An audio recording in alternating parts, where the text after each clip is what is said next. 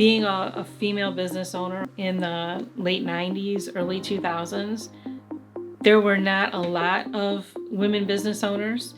There were some executives and some owners, but never of, a big company. And when you go to meetings, it's most often mostly men, and they have, been the person in charge, and they don't talk to a lot of women, so sometimes it can throw them off, and it's a good meeting because they don't quite know what to do with me. And sometimes they feel like they need to dominate me as a woman in the meeting, and so they can come off maybe a little harder than they might have if I were a man.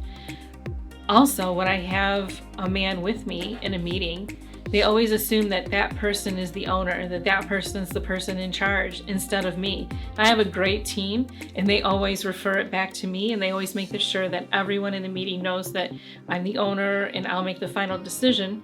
But, at first, they're all, oh, thanks for having your assistant come with you, and they're referring to me. Or, they just expect that the man who's with me is going to be making all of the decisions, doing all of the talking, and is in charge of everything. And that can be difficult to overcome sometimes. Not only I'm a woman, but I look young, not as young as I used to, but I always looked young. And when I was in my 20s, I looked like I was a teenager. And so it was really hard when I first started out having meetings with older gentlemen, because, they were nice, but they were condescending, and felt like at the same time that we were trying to conduct a business arrangement, they felt like they had to teach me.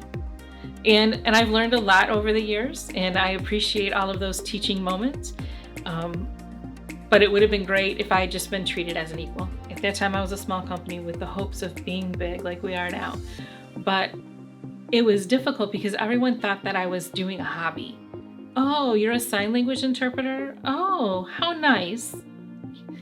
Well, it is nice. I enjoy it. But there's a reason that I'm an interpreter, and that's to provide effective communication. I have a very important role, and I took that seriously. But everyone always just thought my business was a hobby. I decided that I wanted to start the company because I was tired of how I was being treated by other agencies. I worked for an agency. They paid me very little, just above minimum wage at that time, and expected us to do a lot of work for that amount of money. And I just decided that I could do better. I could treat people better. I could provide really good service. And that's what I've dedicated my life to. That's what the mission of Global Interpreting Services is. Provide information, provide service, and do it respectfully and affordably.